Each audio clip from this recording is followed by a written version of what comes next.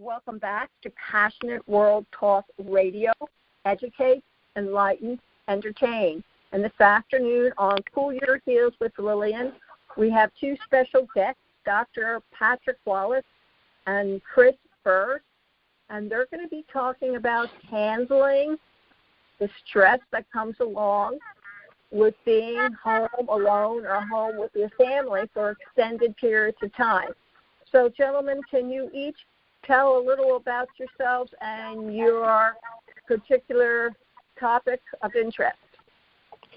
Well, I think it'd be interesting to also say how Chris and I came together, and that will explain, what our intention is. But my sort of primary purpose is helping to set people free from the past, to help people to, in a sense, get out of their own way and live life to its fullest and realize their full potential by shifting the way that we think and perceive, the way that we experience things around us, and by also changing our thoughts, changing the way that we think about things. So here right now we're faced with this huge challenge, and do we shrink or do we rise to the challenge? Do we give up? Do we give in? Or do we say, okay, this too shall pass, and what can I control? What can I change? What can I learn? How can I grow? How can I grow into the challenge? Meaning what is required of me to become resilient, to engage hope and optimism, to tap into my own inner resources, to tap into my abilities so that I can actually not just get through this, but evolve and grow and learn from this experience. And so Chris and I came together because he's a research scientist, and we were talking about the way that everyone was being impacted. And the impact is obviously first and foremost on our emotions and our body. And then the third impact is that because of the impact on our emotions and body in terms of the way that stress affects our physiology, it then affects our sleep. And when we can't sleep, it becomes this spiral where we feel worse emotionally, we feel worse emotionally, and our body also suffers because we're not getting the critical, healthy amount of sleep that we need. And so Chris and I talked about this, and because he's a research scientist and because he's been working with a particular molecule that not only helps people to sleep, it wasn't actually designed for that, but it helps people to sleep, and it's an antioxidant, and it boosts your immune system. When you're not getting enough sleep and you're not getting healthy sleep, your immune system is lowered. So that's why he and I came together and we said, hey, how can we help people? How can we use our expertise and our knowledge to give back and help people at a time that everyone really does need help? And this is a great opportunity for people to actually come together and bond and unite to support each other. And it happens that way. I mean, I think people's TV viewing has shot up a lot. Mine certainly has a little bit, especially in the evenings. And that's all they show is how people come together. And I think that's a very important concept for our nation to recognize and to use. So, yeah, and in response to that, we said, well, what can we actually do? And one of the things was I specifically and purposefully created two products that I'm going to give away to your audience. And one is a guided meditation. And the guided meditation is about helping you to go into a relaxed state and helping you to release certain emotions, but also to shift the way that you're perceiving everything so that you, by changing your thoughts, you'll change the way you approach things. You'll obviously sleep better. And then the second one is an audio book that I, again, purposefully created in response to the pandemic. And I've called it Neutralize the 7 Emotions That Are Holding You Hostage Right Now. And this is an umbrella of 7 emotions of which we're all experiencing. Some we experience greater intensity in particular emotions than other people. And what I did in this book was to identify these emotions and then give you an action plan, give you actionable steps on, well, what do I do if I'm feeling sad? What do I do if I'm feeling lost? What do I do if I'm feeling lonely? What do I do if I'm feeling anxious? And I created these specific action steps for each of the emotional groups. And I also offer some very specific other additional transformational exercises. And just one that I'd like to briefly mention is is if you could take time out throughout the day to become aware of where is your breath. When we're in constant stress or in a fight or flight state, or if we're feeling anxious or afraid or overwhelmed, we tend to breathe very shallow and very rapidly. And that's not healthy for us because our body doesn't get to oxygenate. By breathing deeply, gently, and slowly in, all the way down to the belly, and then breathing out deeply, gently, and slowly, we're oxygenating the body. We're engaging the vagus nerve, which is our parasympathetic nervous system, which we refer to as the rest and digest process. So your body's either in one of two main states. It's either in a heightened alert or you're in the rest and digest. If you're not in the rest and digest and you're in the heightened alert, then your immune system is depressed. You don't sleep well. You don't digest food. You're not absorbing the nutrients. You're going to become more fatigued. You're going to become foggy. You're not going to be able to concentrate. And the emotions will actually intensify, and you won't be able to manage or deal or resolve those emotions. So that's the purpose of the two products that we're going to give free to your audience as a gift. And then I said to Chris, what do you suggest? And I'll let him take over at this point to talk about, the tips on sleep that he's come up with and this Nobel Prize-winning molecule, which is just extraordinary.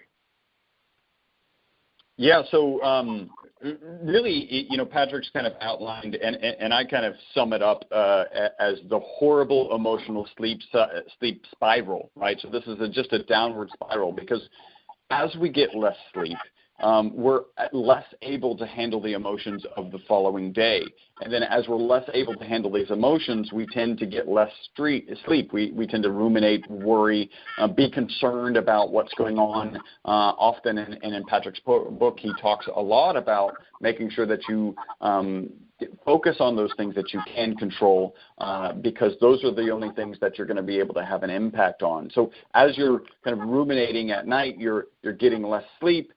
And then you're waking up the next day less able to handle these emotions. And so we really wanted to deliver a lot of value. I've really come up and like to share 3 tips for actually sleeping better. What is it that you need to do for sleep hygiene? So sleep hygiene is a really nice phrase. It's just a fancy phrase for those habits and processes that you have in place to help you get a good night's sleep. And I'm just going to give 3 of those sleep hygiene tips. The first one is a lot of us are at home a lot more often. We may be taking naps. First off, naps are good. There's a book called Why We Sleep, really phenomenal book by Matthew Walker. I would highly recommend you reading it.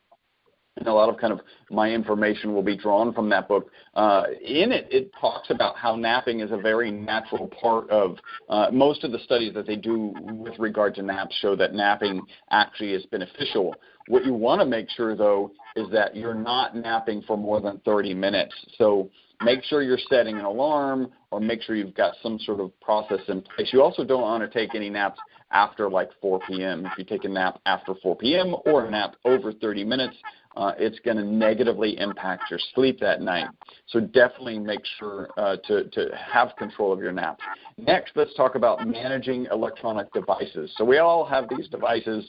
They're with us all of the time. They're wonderful in so very many ways. And then they actually are shown to have detrimental effects to our sleep. So these cell phones and tablets and computer screens give off a lot of blue light.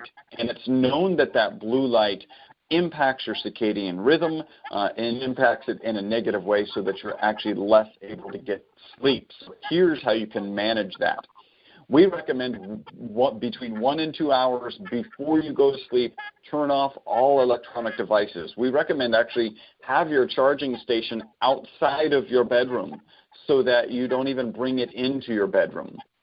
On an Apple device, there's a feature called Night Shift, so that can actually turn off the blue light or reduce the blue light being emitted from your device. On Android, there's Comfort View, depending on the Android device, or blue light filter.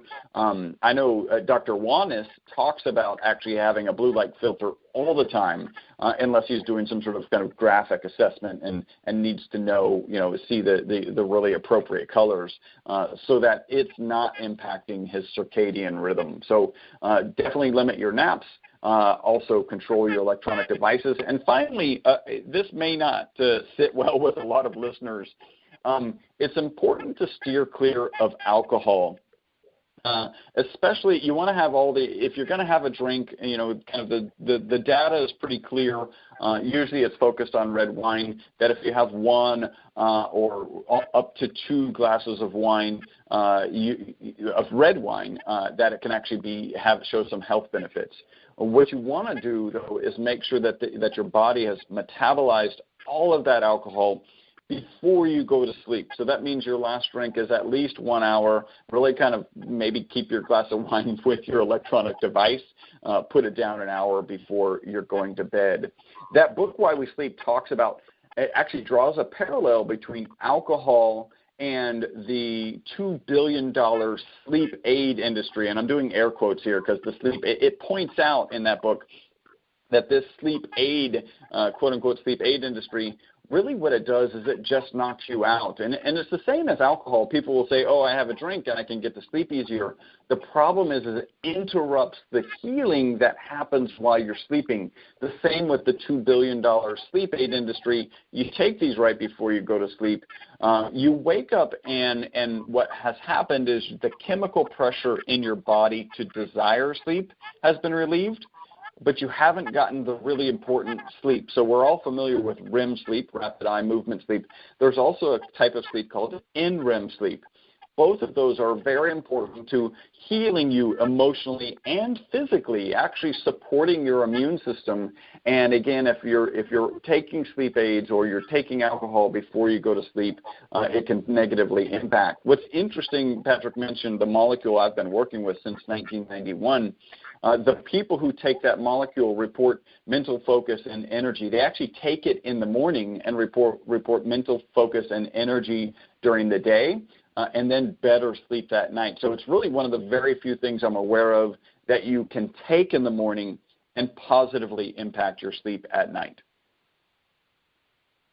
So then you don't believe that the plant-based melatonin that people are taking would be a good idea to help them fall asleep, or maybe scent by lavender or some of the other herbs that they suggest to help you go to sleep? Is you're really not getting a good night's sleep from them? Okay, thank you so much for bringing that up, because really there's 2 things. One, to know about melatonin, and then I actually highly recommend valerian root. I don't know if you've actually heard of valerian root. No. Okay, so valerian root is a root, and in fact, if you just go to your grocery store, in the tea section, there's a Sleepy Time tea. It's got a cute little teddy bear in his PJs. There's 2 versions of the Sleepy Time tea. One of them has valerian root. You can also buy valerian root just in pill form, at a local vitamin store. Valerian is really good. Often what keeps people up as they're going to sleep, just like we've outlined, is this rumination, this thinking like, what could I do here? How can I, you're trying to solve problems right before you go to sleep, but they're problems your brain is just really, really active. Valerian root, you really do need to take it about an hour before you go to sleep, which actually could be part of this kind of sleep routine, this sleep hygiene that gets you to go to sleep. If you take it about an hour before you go to sleep, it actually really quiets your brain. So you're not sitting there in bed just kind of mulling over everything and trying to solve all of your problems and potentially the world's problems. You're just able to go to sleep. So valerian root, very good. Melatonin, a lot of people don't understand what the purpose of melatonin is in your body. Your body does naturally produce melatonin as part of the circadian rhythm. And melatonin, if you take it, you've got to take it at the right time. The best way to describe what melatonin does to your body, it's kind of like the starting gun for your body, the start of the race. Well, melatonin in your body says, hey, now is the time to start the process of winding the body down and getting some sleep. And so it doesn't actually impact your sleep per se. So if you wake up in the middle of the night, the presence of melatonin doesn't help you stay asleep. And you've got to be careful, because if you take too much melatonin, there's studies that show it'll make you groggy in the morning. And you've got to also time melatonin really well, which is, I mentioned valerian, but if you're taking it, 2 hours before or 45 minutes before, that's okay. With melatonin, you've really got to be fairly precise about the dosage and about when you take it, because it's that starting gun to you going to sleep. So there are some other good natural ways. I would also add into that, get sunlight exposure early in the morning, and also exercise. If you exercise during the day, make sure it's not 2 to 3 hours prior to you falling asleep. You don't want to go to sleep with this elevated heart rate. Those are also things that will help you sleep at night, and just overall, is good for your body. Now, I know from personal experience that insomnia gallops through my family. And there are times that even practicing everything you suggested outside the valor and then melatonin, my body seems to kick that one out. How do you avoid getting into an insomniac pattern in the first place? Well, I think I'll kind of chime in, and then Patrick will have maybe even some questions about what the insomnia looks like.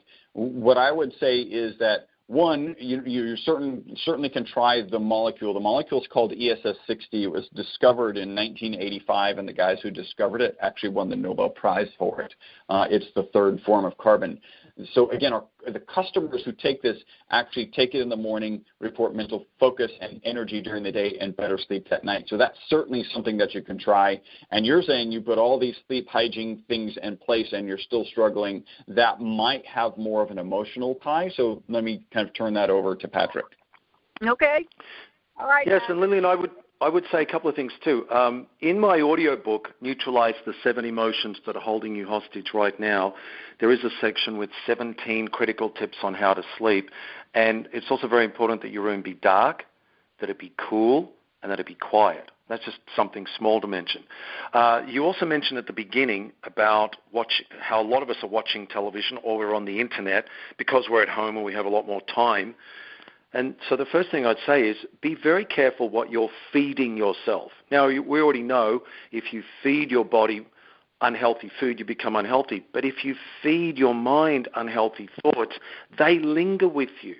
So if you are exposing yourself to painful, negative news where it's constantly about fear and concern and worry and anxiety, they stay with you. We're not immune to those thoughts. And I'm not saying don't ever watch the news. I'm saying limit your exposure. We all want to stay connected. Question is, how much time are you devoting to this? What are you reading? Are you balancing it with other stories that are also uplifting and inspiring at this time? And if you're watching it late at night or you're watching it early evening, these are the things that are being implanted in your mind before you sleep. So that would be number 2. Number 3, what are the things during the day that need to be resolved that are waking you up at night, if you're waking up with thoughts? I've had various clients who've experienced insomnia over the years because they had traumatic experiences in their life that were never resolved. That also relates to grieving. So right now, we are all grieving at different levels over different things. Some of us are grieving because, like you and I were talking before the recording, travel's never going to be the same. Planes are never going to be the same. Restaurants, we don't know what's going to happen with restaurants. There's a lot of grieving because we've lost a lot of things. We often think of grieving only as it pertains to the physical death of someone. But there's also a death in the sense of a termination of something, end of something, beginning of something new. And interestingly, when there is unresolved grief, it also increases your blood pressure. So all of these things together impact our psyche. It impacts our thoughts, our emotions, and how we feel before we sleep. So if there's things that need to be resolved, resolve them during the day rather than thinking, I'm just going to ignore them and I'll go to sleep. And then you wake up and you're being disturbed because there's all these things that you haven't yet resolved. So get clear about what are the issues that I need to resolve, which I can resolve during the day. Is there grieving that needs resolving? And as I said, I really believe we're all experiencing various forms of grieving. For example, I obviously have private clients. I also do major workshops for huge companies, Shell, Orange Theory Fitness, Air France, etc. Well, I can't do them anymore.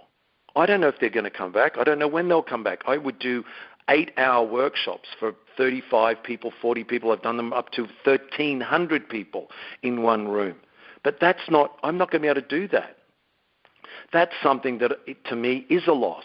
Now, I would never say to you, well, Patrick, just don't worry about it. Replace it with this. Do it online. Do a webinar. Make it virtual. Well, that's ignoring the value that I brought when I was doing those workshops in person, and there are certain things that can't be replaced. I would never say to you, because you lost your pet, don't worry. I know you had that pet for 15 years, but let's replace it with another pet. You don't replace people. You don't replace animals. So I'm saying there are also things that we need to face, we need to confront, we need to be okay feeling bad about loss. We need to be okay feeling sad about things that are no longer in existence. We need to be okay that there is a lot of uncertainty, instability, unpredictability, and we don't know what's going to happen next. It's not like we're saying, listen, come September the 1st, everything's over, so you just got to push through between now and September. No, we don't know what's going to happen. So in my book, Neutralize the 7 Emotions That Are Holding You Hostage Right Now, I also offer actionable steps about how to deal with the sadness, how to deal with anxiety. Anxiety is always created when you are trying to control things you can't control versus focusing on the things you can control. So there's some of the things. So when Chris and I got together, we said, let's look at the mind and the body. Let's look at how sleep is impacted. Let's talk about how when you're in a heightened state of alert, when you're highly stressed out, your cortisol levels are high, your endocrine system is off balance. What happens? Your immune system gets depressed. You can't sleep. You can't think clearly. And that's why I decided, let me work on the thoughts and emotions. Let's give people tips about how to sleep, and then let's give people another additional help to try and get people to be able to sleep deeper. And the interesting thing about this formulation that Chris is talking about, or the molecule, which is ESS60, MyVital C, is that it is also antiviral, it is also an antioxidant, it is also an immune booster, and it is to a certain extent anti-inflammatory. So we're basically saying you've got to look at yourself as a whole. Got to look at your thoughts, got to look at your emotions, look at your physical body. Chris mentioned exercise. I mentioned deep breathing. Then what else can you supplement? Are you eating healthy? You said to me before we even started the recording, Lillian, you were talking about what's happening in the UK where people are home for a long time because they're ahead of us, so they've been stuck at home longer, and how they're putting on weight. Yes. Well, that is also going to impact us. And if we look at, and I don't remember who it was, but it was an official from the government who was also talking about, well, what's another reason why are we so high in deaths with the pandemic? And we recognize that there are a lot of other existing illnesses, hypertension, diabetes, obesity, etc., sedentary lifestyle, and all of that affects us. This is the time when you've got to actually say, I've really got to give myself more focus. I've really got to take more care of myself. And the other thing that I teach is be compassionate with yourself. You're going to have, it's okay if you feel sad. It's okay if you feel lost. It's okay if you feel anxious. Don't beat yourself up over that, but be kind and gentle on yourself and get together with people. Because I think your audience has a lot of people that are caretakers and caregivers, correct? Yeah. So my suggestion, because I've done this in workshops, when I meet people who are caretakers and caregivers, I say somehow you were raised to take care of other people, or maybe your situation has put you there where there's no one else to take care of, your mum or dad or whoever else. But who's taking care of you? Are you okay with receiving? Are you okay with asking for help? Are you okay for asking for support and receiving support? Are you okay for saying to people, I need help? Now, I'm a person that had struggled that for a long time because I was that kind of person who was taking care of a lot of the family, and I raised 2 younger brothers who are 11 and 15 years younger than me. So took me a long time to actually say, you know what, it's okay to be vulnerable. It's okay to ask for help. It's okay to say, I can't do this alone. I need help. So ask for that help, receive that help, be okay with getting that help. And I myself am using Chris's product, My Vital C. I used it specifically because I had some, I think I'd injured myself, and that really, really helped, and all the neck pain and back pain disappeared. But it is something that we need additionally now in terms of support to help to sleep better, so that to boost your immune system, so you're less vulnerable to illnesses and viruses. And again, I'm doing this. I'm not getting any financial benefit out of this. It's a gift to your audience, the book and the guided meditation, because one of the other things that I teach is you've got to have meaning in your life. You've got to have purpose. And I believe that meaning and purpose also comes from giving and contributing to other people's lives. And in the case of your audience, for the people listening right now, you still got to have balance. If you've been constantly the martyr, constantly the person giving and taking care, ask for help now. Allow other people to help, support, and prop you up. It's interesting that a few months ago, the song that became the real powerful song was "Lean on Me." Well, allow yourself to lean on others for help and support. Allow yourself to receive help and support. And I don't know if Chris wants to add something to that. Well, yeah, I think really the easy thing to add right away is to get this free audiobook that we're giving, Neutralize the 7 Emotions That Are Holding You Hostage Right Now. It also comes with a guided meditation, Overcoming Fear and Anxiety, and Enjoy Peace of Mind. And I can tell you from personal experience with Patrick, when I've had challenges in my life, when I've had things that I needed guidance or, I don't know, for lack of a better phrase, kind of reprogramming or relearning what I learned as a child, I've always been able to go to him for his SRTT process, which is the subconscious rapid transformation technique that he's created. It's a really holistic approach to healing what caused what's holding you back right now. And Patrick may be able to speak a little bit about that. And I know he actually does some training in that. When you think about a holistic approach to your health right now, we've been kind of focused on sleep. And certainly I've got this molecule I've been working with. It's the ESS60 molecule. It discovered in 1985, Nobel Prize in 96. They actually did a study on the molecule in 2012. It was originally a toxicity study. They thought the material would be toxic. And instead of being toxic, those rats, those test subjects in that study, given the My Vital C formula, lived 90% longer than that group of rats given water. That was the control group. That's the single longest longevity experiment on mammals ever. So you have this understanding that certainly this was supporting their immune system, and then our customers are reporting better sleep. Not only did those rats live 90% longer, they actually died without tumors, which is very interesting. A typical Worcester rat will live 32 months, and they'll die with a known amount of tumors. The amount of tumors increases with how long they live. Even though those rats, given the My Vital C formula, lived 90% longer, they died without tumors. And so it certainly is something that can fit into this.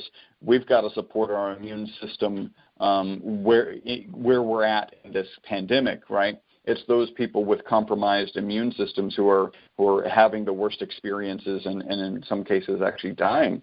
So supporting your immune system is key. And maybe, Patrick, you want to talk a little bit about SRTT and how beneficial that can be for people who are being held back. Well, it's interesting because I had a new client today, Lillian, and he was referred to me by another therapist in Houston, and this is a guy who said, "Look, I just want to find peace of mind. I seek external validation, and I turn to drugs, and I have a sex addiction problem." And I said to him, "Any time that you are engaging in any form of addiction or engaging in any form of drugs, it's because you're trying to avoid a pain. You're trying to escape a pain. So you're either numbing yourself from a pain, or you've already numbed yourself and you're trying to actually feel something. And in his case, he'd been abused and molested as a child. So we go back without reliving that and help him to let go of the pain, to let him let go of his own sense of guilt and shame. So I believe that, everything, all our experiences are determined by the way we think and perceive the world, by the way we approach the world.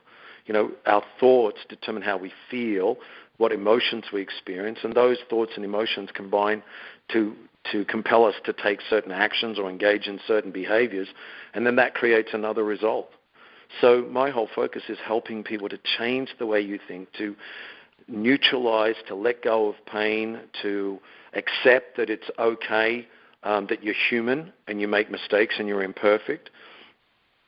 And it's okay to forgive, because we carry a lot of judgment, first and foremost, usually of ourselves, and then of other people around us. And the way we judge other people is usually the way we judge ourselves. Often we judge ourselves even harsher than we judge others.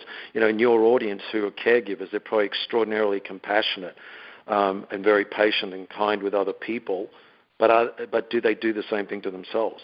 Are you as compassionate with yourself as you are to the people whom you take care of? So that's an interesting...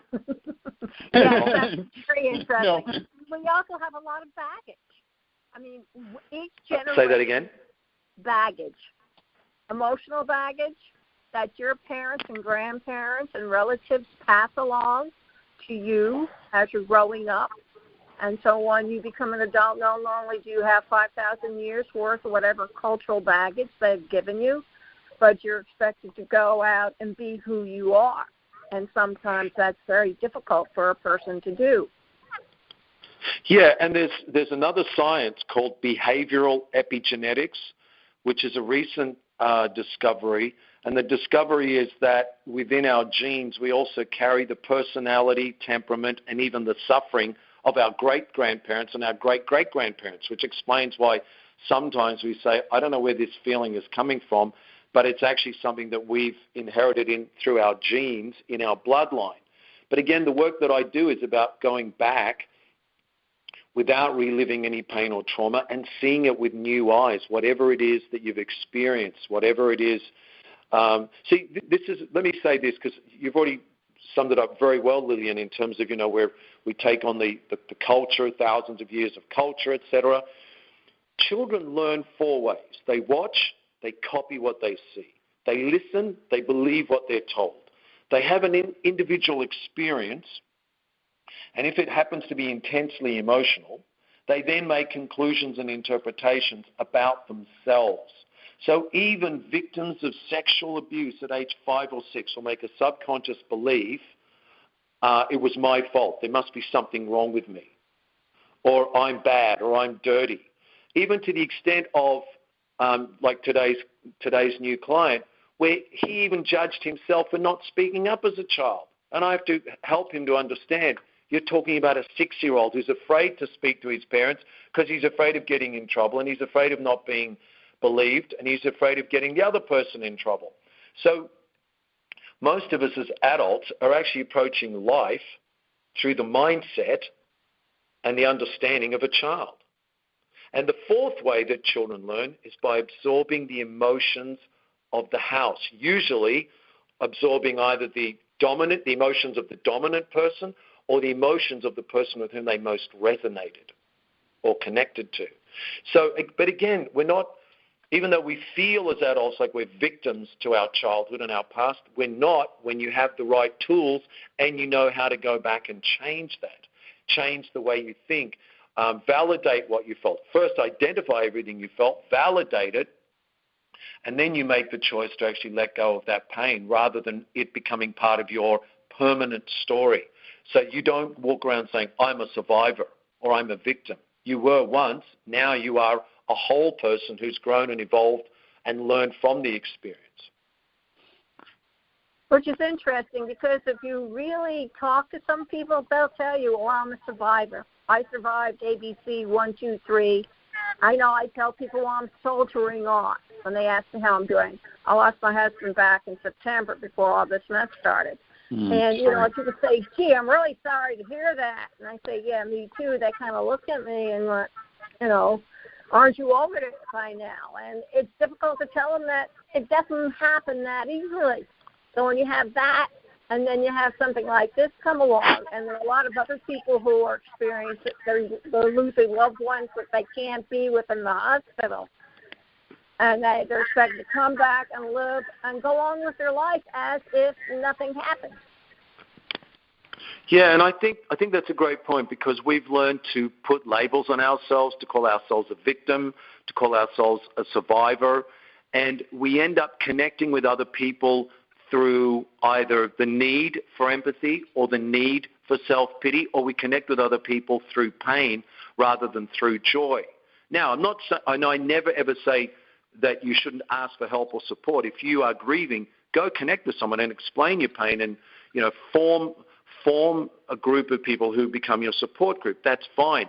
If you go around saying I'm a survivor, then your identity is the illness or the disease that you overcame or the experience. If I was to go around and say I'm a survivor of childhood molestation and abuse, that's not how I want to identify myself. I can say I did experience that, and yes, it was not a good experience, but I've overcome that experience. How? With new insight, new understanding, new wisdom, compassion for myself, compassion for my father or my mother or whoever was involved, and I've forgiven them, and I've learned from that, and now I'm a different person because having had that experience, I learned to be more patient, I learned to be more tolerant, I learned to be more compassionate, I learned to be stronger. I also learned when it's time to stand up and intervene if I see someone being abused.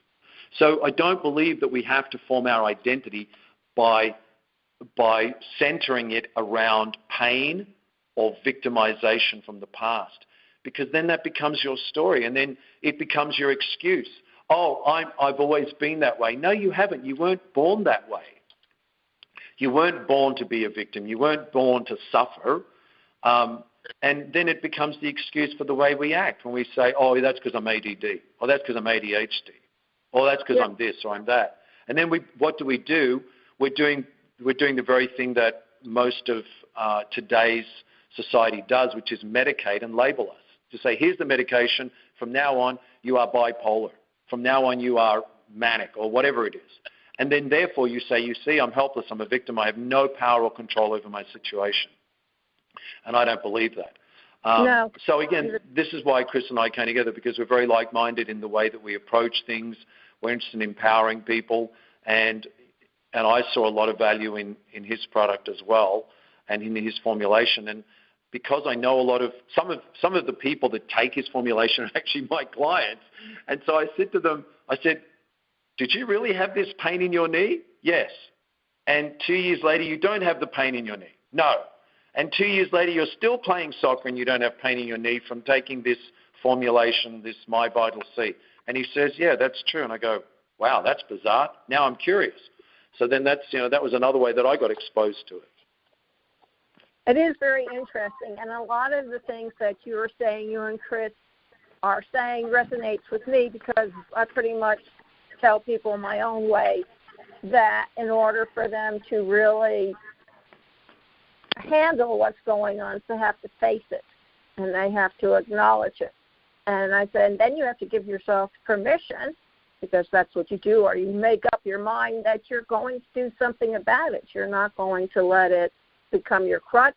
You're not going to become dependent on it, and you can grow from it and move forward, which for a lot of people is very scary. They had a nice, comfortable life. Everybody knew what niche they should be in. Everybody had their job. Everybody wanted to work, and it was normal. And then once the C virus came, it turned everything upside down.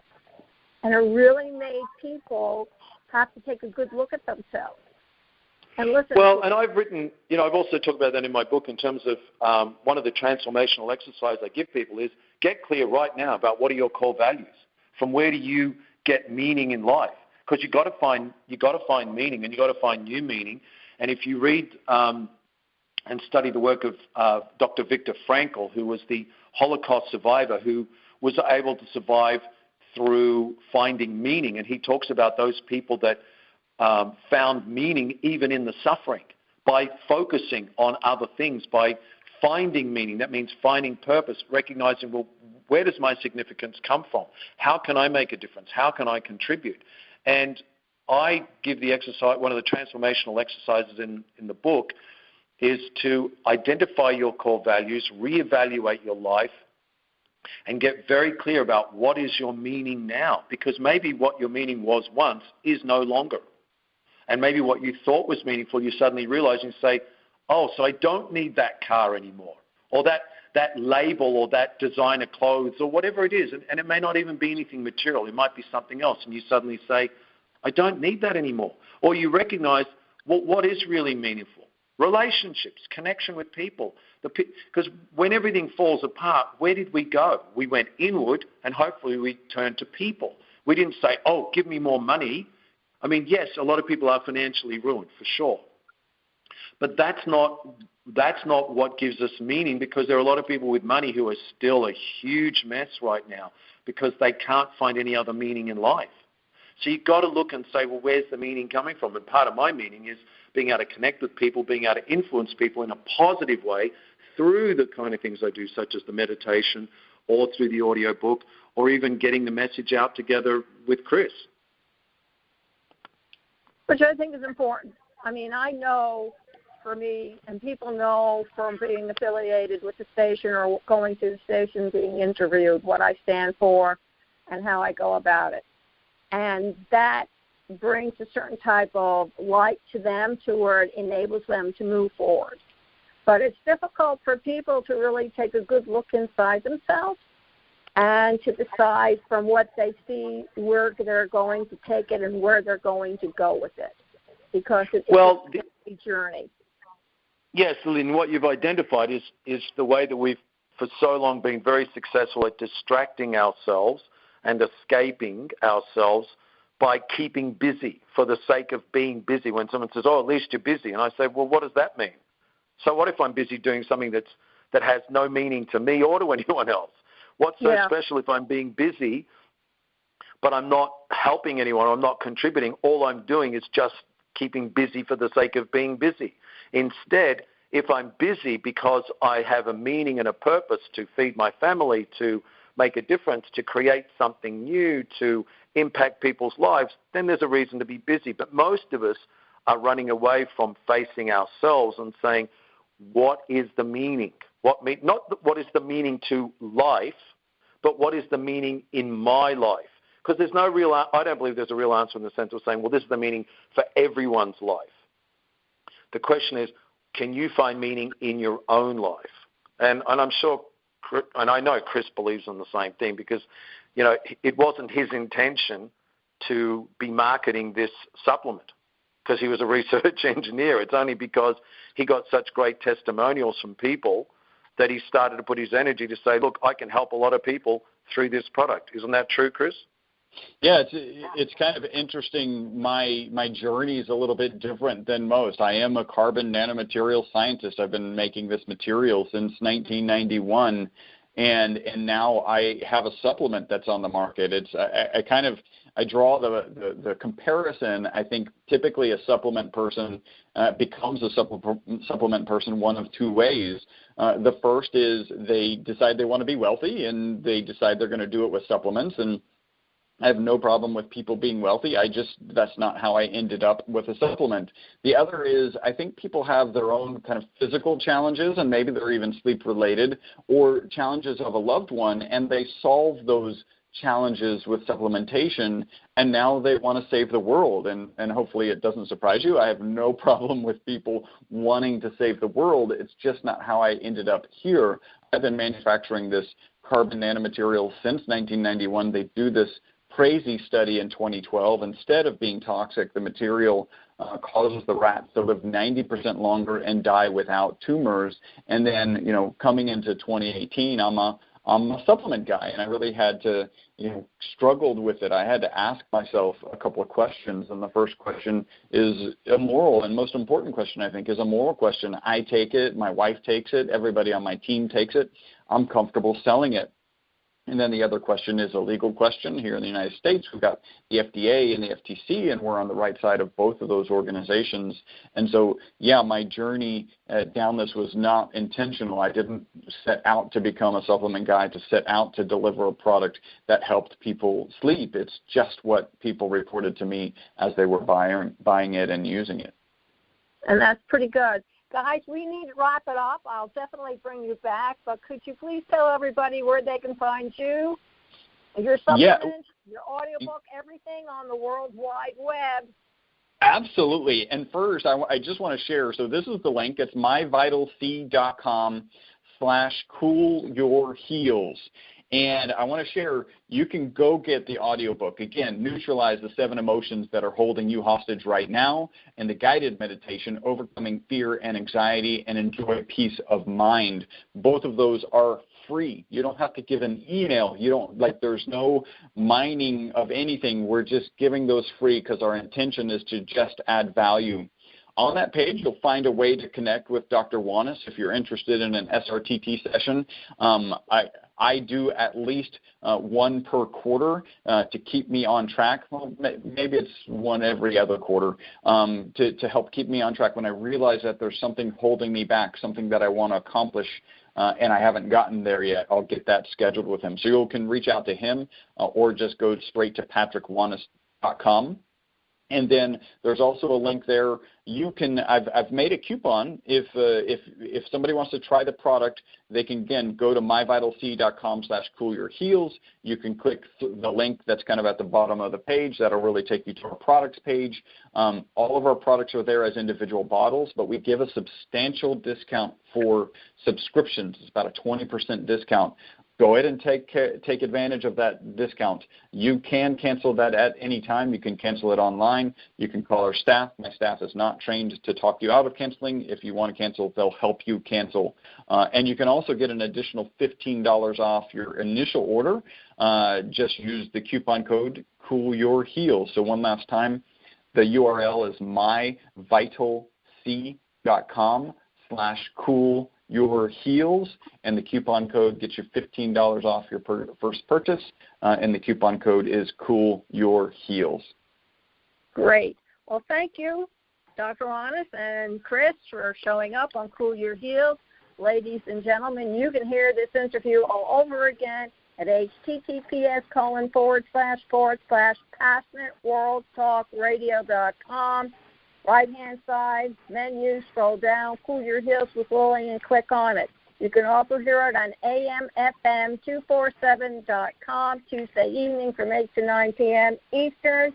Also on Spreaker, on iTunes, on YouTube, on Facebook, on Twitter, on LinkedIn, and all the directories that Spreaker is related to. And you can also get it on Amazon, ALEXA. And before you go away and stray, Albert Camus had this to say in 1956, somebody has to have the last word. Otherwise, every reason can be met with another one, and there will never be an end to it. Thank you all very much for listening, and remember, please stay healthy. Thank you.